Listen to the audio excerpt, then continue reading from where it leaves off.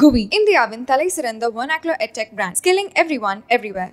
Any summer holidays kannu, call GT Holidays ku pannu. GT Holidays, South India's #1 travel brand. போட்டிட மாட்டேன்னு சொன்னேன், கையை பிடிச்சி காலை பிடிச்சி கேட்டாங்கல்ல. என் வயசுக்கு அவங்க என்ன கேட்டுருவாங்க, 4 பேர் உங்களுக்கு எதுக்குங்க, ஏற்கனவே நீங்கள் எம்பியாக இருந்திருக்கீங்க, எம்எல்ஏ இருந்திருக்கீங்க, கருணாநிதி, ஜெயலலிதா, எம்ஜிஆர் எல்லாம் இருந்திருக்கீங்க, பேசாமல் ஓரமாக இருக்கும்னு சொன்னாங்க. 4 பேர் பேசுவாங்க அந்த இடத்துல. அப்போ அதுக்கான பாயிண்ட் இப்போ நான் ஒன்றும் ஆசைப்பட்டு கேட்கலப்பா, எனக்கு உடம்பு இல்லை விட்டுருங்கன்னு தான் சொன்னேன். கட்சி வந்து இல்லை நீங்கள் போட்டிட்டுன்னு சொல்லி அதுக்கு இது வந்து ஒரு சம்பிரதாயமாக சொல்கிற வார்த்தையை தவிர இப்போ உதயசூரியனா உனக்கு வெற்றி அதிகம்ப்பா, வாய்ப்பு அதிகம்ப்பான்ற இல்லை, நான் செத்தாலும் நான் வந்து சொந்த சின்னம் தான். அவ்வளோதான் பாயிண்ட். இதற்கு முன்னாடி ஏற்கனவே உதயசூரியன் சின்னத்தை போட்டிட்டவங்க தான், புரியுங்களா? மதிமுக போட்டியிடாத கட்சி கிடையாது, திமுகவுக்கு எதிராக உருவான கட்சி, எங்கள் மீது கொலைப்பழி சுமத்துவதா அப்படின்னு எதிராக உருவான கட்சி. அப்ப அவங்க கூட சேரும் போது என்ன உணர்ச்சப்படலையே, இப்ப என்ன திரும்பி உணர்ச்சப்படுது? அரசியல்ல நீங்க ஆக்சுவலா பச்சையா சொல்றாங்க, மானரோசம்லாம் பார்க்கப்படுது. ஆனா நிர்பந்தப்படுத்தும் போது அது வேண்டாம் அப்படின்னு சொல்ற இடத்துல அவங்க இருக்காங்க இல்லையா? மும்முனை போட்டி நம்ம சொன்னா கூட இது வந்து திரு மருதளராஜ் அவர்கள் குறிப்பிட்டது போல திமுக வெர்சஸ் பிஜேபிங்கிற மாதிரி பல இடங்கள்ல போகுது. நம்ம இவ்வளவு நேரம் பேசிட்டு இருக்கதே பாத்தீங்கன்னா டைரக்டாவோ இன்டெரக்டாவோ பிஜேபி தான் பேசிட்டே இருக்கணும். ஏன்னா அது வந்து தவிர்க்க முடியாத இடத்துக்கு வளர்ந்து நின்று. காங்கிரஸ்ல வந்து நிறைய கோஷ்டி பூசல்கள் இருக்கு. இவங்களுக்கு வேலை செய்யாதீங்க, அவங்களுக்கு வேலை செய்யாதீங்க, இவங்களுக்கு எதிராக போராட்டம் பண்ணுங்க, வேட்பாளர்களுக்கு எதிராக போராட்டம் பண்ணுங்க. ஏன் காங்கிரஸ்ல தொடர்ந்து இந்த மாதிரியான கோஷ்டி பூசல்கள் இருந்துகிட்டே இருக்கு? கோஷ்டி பூசல் இல்லாத கட்சியே கிடையாது. பாஜக இருக்குது, அதிமுக இருக்குது, திமுக எல்லா கட்சியிலும் கோஷ்டி. ஆனா அங்க என்னன்னா தலைமை ஒரு முடிவு எடுத்துட்டா முணுமுணுத்துட்டு அடுத்த வேலையை பார்க்க போயிடுவாங்க, வேலையை செஞ்சுருவாங்க. காங்கிரஸ் மட்டும்தான் நீ எப்படி ஜெயிக்கிறேன்னு பார்ப்போம்னு கிளம்புவாங்க. நேற்று முதலமைச்சர் போய் பிரச்சாரத்தை தோக்கறதுக்கு அரை மணி நேரம் மட்டும் தான் லிஸ்ட்ல பேரே வருது. அவர் கொஞ்சம் விட்டு தான் காங்கிரஸ் கட்சி வாக்களிங்க தான் சொல்லியிருக்கணும், எந்த கேண்டிடேட் பேரோட சொல்லியிருக்க முடியாது. அப்பதான் அவருக்கு வந்து ஸ்கிரிப்ட் பண்ணியே கொடுக்குறாங்க, கையில் இருந்து அதை கேண்டிடேட் அனௌன்ஸ் பண்ணுறாங்கன்னு சொல்லி கொடுக்குறாங்க. அப்போ நம்ம என்ன செய்ய முடியும்? அப்போ அவங்களுக்கு ஒரு கேள்வி வரும்ல, சரி இவருக்கு வேண்டாம், அப்போ யார் கொடுக்குறங்கிற கேள்வி வரும்ல. தமிழகத்தில் இந்த தேர்தலை பொறுத்த வரைக்குமே நட்சத்திர வேட்பாளர்கள் இருக்கக்கூடிய தொகுதிகளில் மட்டுமே அரசியல் கட்சிகள் ரொம்ப கான்சென்ட்ரேட் பண்ணி ஒர்க் பண்ணுறாங்க. எப்படியாவது பெரிய மார்ஜினில் வின் பண்ண வச்சிடணும், வின் பண்ணுறது மட்டும் இல்லை பெரிய மார்ஜினில் வின் பண்ண வச்சிடணும் அப்படின்னு சொல்கிறாங்களே, இந்த குற்றச்சாட்டு உண்மைதானா? அதெல்லாம் மீடியாவுடைய அட்டென்ஷன் தான், வேறு எதுவுமே கிடையாது. நீங்கள் வந்து விருதுநகரில் திருமதி ராதிகா சரத்குமார் போட்டிடுறாங்க, கன்னியாகுமரியில் அண்ணன் பொன்ராதாகிருஷ்ணன் போட்டிடுறாரு, அப்போ அந்த அட்டென்ஷன் ஆட்டோமேட்டிக்காக போகும். ஆனால் அவங்க மட்டும் தான் வெல்லணும்னு ஆசைப்படுவாங்களா? மத்திய சென்னை போய் பாருங்கள், திரு வினோஜ் பி செல்வம் அப்படி உயிரை கொடுத்து வேலை பார்க்குறாரு, பயங்கரமாக சேலஞ்ச் பண்ணுறாரு. திரு தயாநிதி மாறன் அவர்கள் வந்து இவருக்கு எதிராக எவ்வளோ வேலை பார்க்க வேண்டியிருக்குன்னு இறங்கியிருக்காருன்னு எனக்கு தெரியும். ஏன்னா இவரை ஸ்டாப் பண்ணாங்க. இன்றைக்கி ஆட்டோமேட்டிக் இன்றைக்கி நம்ம பேசிட்டு இருக்கிற தருணத்திலேயே 2வது இடத்துக்கு வந்துட்டார் வினோஜ், சரிங்களா? இப்போ முதல் இடத்துக்கு போகிறதுக்கு ட்ரை பண்ணுறாரு, இந்த ஓட்டு வித்தியாசத்தை குறைக்க ட்ரை பண்ணுறாரு, ரொம்ப ஸ்ட்ராங்காக போயிருக்காரு. அப்போ அவர் வந்து நீங்கள் சொல்லக்கூடிய செலிபிரிட்டி கேண்டிடேட்டில் அவர் வரமாட்டார், சரிங்களா? உங்களுக்கு வந்து தமிழிசை சவுந்தரராஜன் வருவாங்க, தமிழிசை தங்கப்பாண்டியன் வருவாங்க, ராதிகா வருவாங்க, பொன்னார் வருவார், அண்ணாமலை வருவார், இந்த மாதிரி வருவாங்க. வினோஜ் பி செல்வம்லாம் உங்களுடைய விஐபி கேண்டிடேட் இருக்க மாட்டாங்க. ஆனால் அவர் கடுமையாக உழைச்சிட்டு இருக்கிறாங்க. தங்கர் பச்சான் உழைப்பார், பாலு உழைப்பார், யார் உழைக்காம, பால் கனகராஜ் உழைப்பார், எல்லாருமே உழைச்சிட்டு இருப்பாங்க. அஸ்வத்தாமன் உழைப்பார், ஏபி முருகானந்தம் உழைப்பார், எல்லாருமே உழைச்சிட்டு இருப்பாங்க. நம்ம ஸ்டார் கேண்டிடேட் இல்லைங்க, அப்போ நம்ம தோத்தலான்னு யார் நினைப்பா? நான் ஜெயிச்சு ஸ்டார் ஆவேன் தான் அத்தனை நினைப்பாங்க. மீடியா அட்டென்ஷன் வந்து so called star attention candidates இருக்கும், அவ்வளோதான் பாயிண்ட்.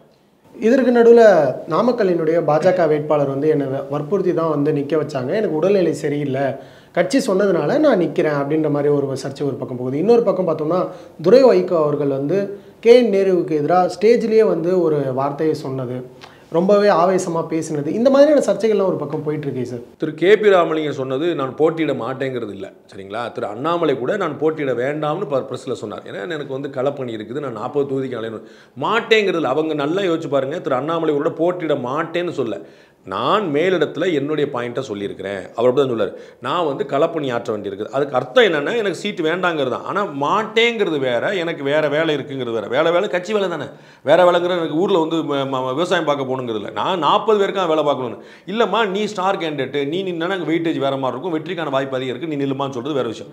அப்படித்தான் திரு KP ராமலிங்கம் சொல்லப்பட்டதை தவிர நான் போட்டியிட மாட்டேன்னு சொன்னேன், கையை பிடிச்சி காலை பிடிச்சி கேட்டாங்கன்னு. என் வயசுக்கு அவங்க என்ன கேட்டுருவாங்க, 4 பேர் உங்களுக்கு எதுக்குங்க, ஏற்கனவே நீங்கள் எம்பியாக இருந்திருக்கீங்க, எம்எல்ஏ இருந்திருக்கீங்க, கருணாநிதி, ஜெயலலிதா, எம்ஜிஆர் எல்லாம் இருந்திருக்கீங்க, பேசாமல் ஓரமாக இருக்கும்னு சொன்னாங்க. 4 பேர் பேசுவாங்க அந்த இடத்துல.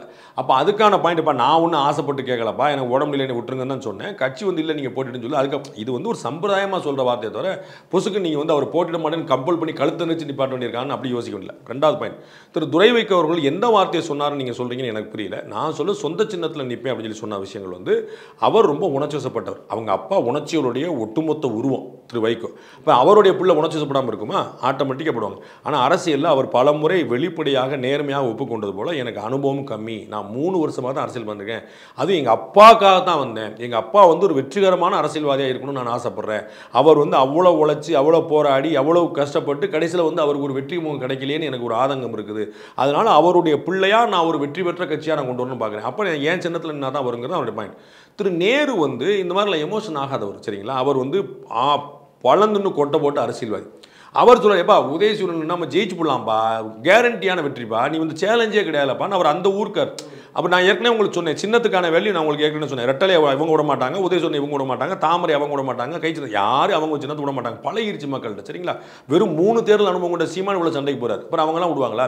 அதை வந்து என்ன சொல்கிறேன்ப்பா, உதயசூரன்னா உனக்கு வெற்றி அதிகம்ப்பா, வாய்ப்பு அதிகம்ப்பான்றார். இல்லை நான் செத்தாலும் நான் வந்து சொந்த சின்னம் தான்றார். அவ்வளோதான் பாயிண்ட். இதற்கு முன்னாடி ஏற்கனவே உதயசூரன் சின்னத்தை போட்டியிட்டவங்க தான், புரியுங்களா? மதிமுக போட்டியிடாத கட்சி கிடையாது, திமுகவுக்கு எதிராக உருவான கட்சி, எங்கள் மீது கொலைப்பழி சுமத்துவதா அப்படின்னு எதிராக உருவான கட்சி. அப்போ அவங்க கூட சேரும்போது என்ன உணர்ச்சப்படலையே, இப்போ என்ன திரும்பி உணர்ச்சப்படுறது? அரசியலில் நீங்கள் ஆக்சுவலாக பச்சையாக சொல்கிறாருன்னா மானரோசம்லாம் பார்க்கக்கூடாது. இங்கே வெற்றி தோல்வி மட்டும்தான் கணக்கு. ஜெயிச்சவன் தடி எடுத்தவன் தண்டல்கார மாதிரி வெற்றி பெற்றவன் சொல்கிறதே வாய்க்கால், அவ்வளோதான். ஆனால் நிர்பந்தப்படுத்தும் போது அது வேண்டாம் அப்படின்னு சொல்கிற இடத்துல அவங்க இருக்காங்க இல்லையா?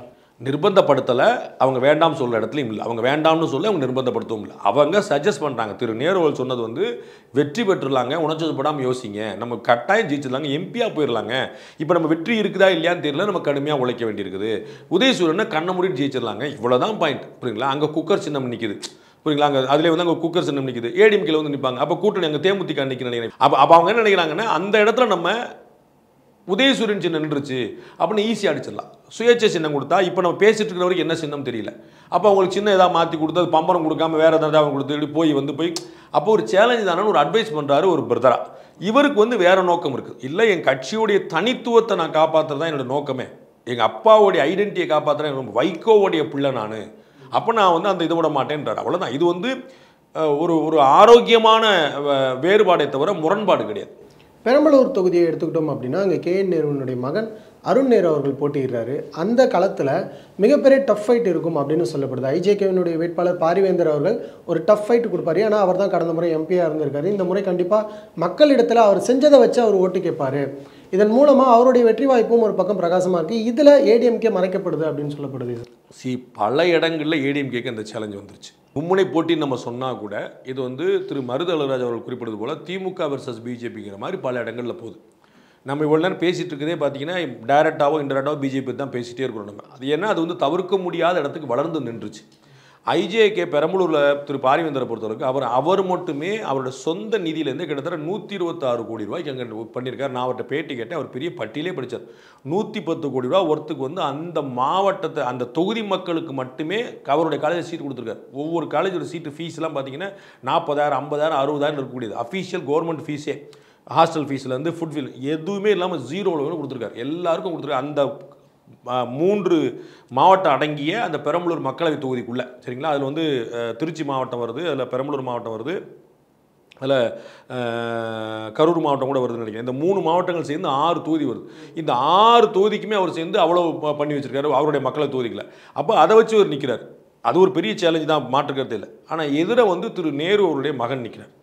அப்போ திமுக கட்சிக்காரங்களே திருச்சியில் விட்டுட்டு அவங்க அங்கே தான் போவாங்க. திருச்சியில் இப்போ வந்து நம்ம பேசின அந்த விஷயத்தில் நேருடைய தொண்டர்கள் நினைக்கலாம்ல, ஏப்பா துறை வைக்கப்போ ஏதோ சின்னத்தில் நிற்கிறாருப்பா, அவருக்கு போய் மல்லு கட்டுறப்பா நம்ம வாங்கப்பா, அண்ணனுடைய பையன் நிற்கிறாரு, அங்கே பெருவாரியான ஓட்டில் வித்தியாசம்னா களப்பணி எங்கே ஸ்ட்ராங்காக இருக்கும், புரியுங்களா? பைசா கொடுக்குறது, டிஸ்ட்ரிபியூஷனு, தொண்டர்களை பார்க்குறது, மக்களை போய் 4 தடவை 5 தடவை பார்க்குறது, அங்கேயே வந்து எந்நேரமும் ஒரு 1000 பேர் நிற்கிறது, அப்படி ஒரு பிம்பத்தை பெருசாக கட்டமைக்க முடியும். ஸோ அங்கே ஒரு டஃப் ஃபைட் காத்திருக்கு. இப்போ இந்த சமயத்தில் 2 தொகுதிகள் ரொம்பவே பரபரப்பாக பேசப்படுது. ஒன்று தூத்துக்குடி, இன்னொன்று நம்ம கோயம்புத்தூர். தூத்துக்குடியில் கனிமொழி அவர்கள் தான் வெற்றி பெறுவாங்கன்னு சொல்லி ரொம்பவே கான்ஃபிடென்ட்டாக எல்லாருமே சொல்கிறாங்க. இந்த பக்கம் அண்ணாமலை அவர்கள் வெற்றி பெறுவார், அவருக்கான வெற்றி வாய்ப்பு ரொம்ப பிரகாசமாக இருக்கா அப்படின்னு இந்த பக்கம் சொல்கிறாங்க. ஆனால் 2 இடத்துலையுமே ஒரு இக்கு வச்சு சொல்கிறது என்ன அப்படின்னா, எந்த மார்ஜினில் ஜெயிக்க போகிறாங்க. சப்போஸ் ஜெயிக்கிறாரு, அண்ணாமலை அவர்கள் தோக்குறாரோ இல்லை ஜெயிக்கிறாரோ, அந்த இடத்துல மார்ஜின் அப்படின்றது பார்க்கப்படுது. இப்போது கோயம்புத்தூரில் கடந்த மக்களவைத் தேர்தலெலாம் எடுத்துக்கிட்டோம் அப்படின்னா ஜெயித்தவருக்கும் பிஜேபிக்குமான வாக்கு சதவீதமே ரொம்ப குறைவு தான். அப்படி இருக்கும்போது கோயம்புத்தூரில் ஒரு லெவல் இருக்கும். இப்போ தூத்துக்குடி எடுத்துக்கிட்டோம்னா கனிமொழி அவர்களுக்கு மிகப்பெரிய டஃப் ஃபைட் கொடுக்கப்படும் அப்படின்னு சொல்லப்படுது. ஆனால் கனிமொழி மிகப்பெரிய வெற்றி சதவீதத்தில் ஜெயிப்பாங்கன்னு சொல்லப்படுது. இந்த கருத்துக்களை நீங்கள் எப்படி சார் பார்க்குறீங்க? இன்னைக்கு தேதிக்கு என்னுடைய தனிப்பட்ட கருத்தாக 2 தொகுதியிலுமே 2 பேருமே ஜெயிக்க வாய்ப்பு இருக்குன்னு தான் நான் சொல்கிறேன். அங்கே தூத்துக்குடியில் திருமதி கனிமொழியும் கோயம்புத்தூரில் திரு அண்ணாமலையும் வெற்றி பெறுவதற்கான வாய்ப்புகள் தான் அதிகம் இருக்கிறது. வாக்கு வித்தியாசம் கணக்கே கிடையாது. வாக்கு வித்தியாசம் வந்து ஒரு பெருமை. அதை வந்து தொப்பியில் ஒரு இறகு மாதிரி. தொப்பி உங்களோட தானே, அப்படி தானே. அதை நீங்கள் எத்தனை ஓட்டில் ஜெயிச்சா நீ என்ன செய்ய போகிறீங்க? நீங்கள் 5 லட்சம் ஓட்டில் ஜெயிச்சா தான் நீங்கள் வந்து எம்பி ஆக்க போகிறீங்களா? இல்லை 5 லட்சம் ஓட்டில் ஆனால் அந்த கனிமொழி வந்து மந்திரி இப்போ 5 லட்சம் ஓட்டு வித்தியாசத்தில் கனிமொழி ஜெயிச்சிட்டாங்க, மந்திரி ஆகுவாங்களா?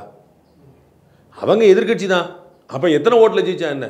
வெறும் 800 ஓட்டுகளுக்குள்ளே ஜெயிச்ச திருமாவளவன் எம்பியாக தான் இருந்தார். இல்லை அவர் வந்து 8000 ஓட்டில் ஜெயிச்சிருந்தாருன்னு அவர் வந்து மந்திரி ஆயிருப்பாரா? எத்தனை ஓட்டில் ஜெயிச்சாலும் அவர் தானே. ஸோ எம்பி யார்? அவர் தானே. 1000 ஓட்டு கூட கிடையாதுங்க.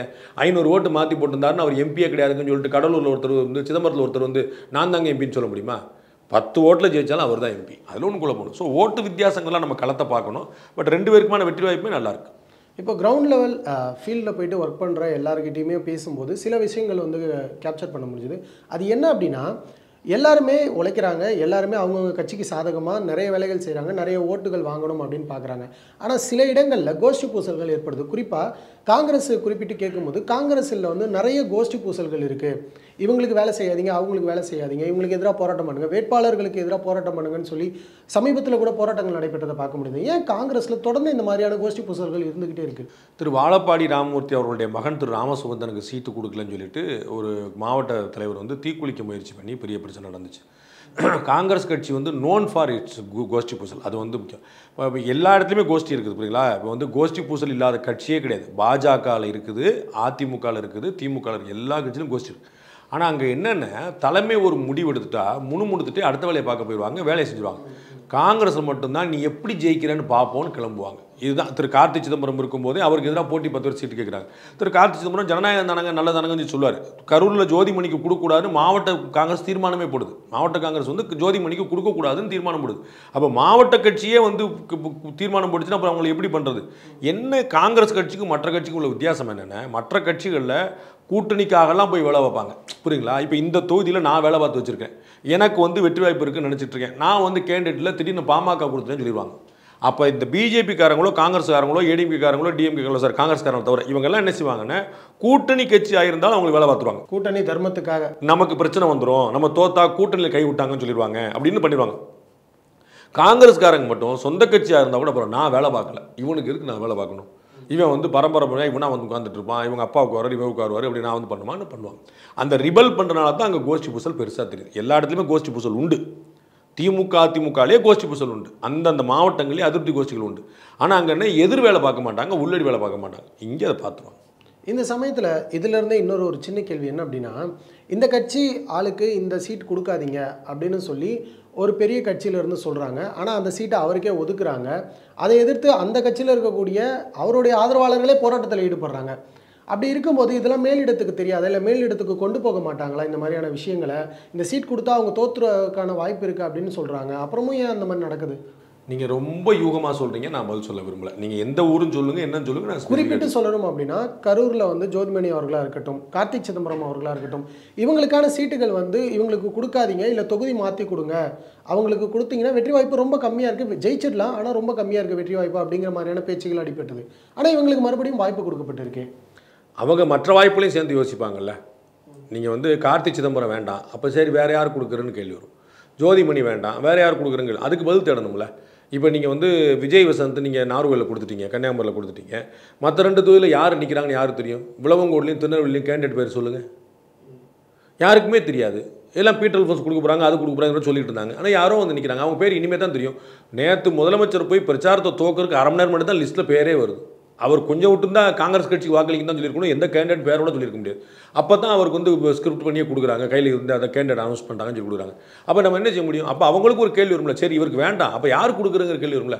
அதில் அவங்க வாய்ப்புகள் பார்ப்பாங்க. ப்ளஸ் இந்த 2 தொகுதியிலுமே வந்து மோசமாக தோக்கிறதுக்கான வாய்ப்புகள்லாம் இல்லை, அவங்க வெற்றிக்கான வாய்ப்புகள் இருக்குது. டஃப் ஃபைட் இருக்குமே தவிர அவங்களுக்கான இப்போ இருக்கக்கூடிய சந்தர்ப்ப சூழ்நிலைகள் வந்து திரு கார்த்தி சிதம்பரத்தை பொறுத்தவரை தோற்றுவார்னு சொல்ல முடியாது.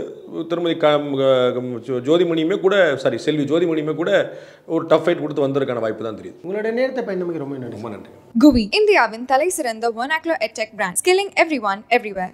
இனி சம்மர் ஹாலிடேஸ் கண்ணு கால் GT ஹாலிடேஸ்க்கு பண்ணு. GT holidays, south India's number 1 travel brand.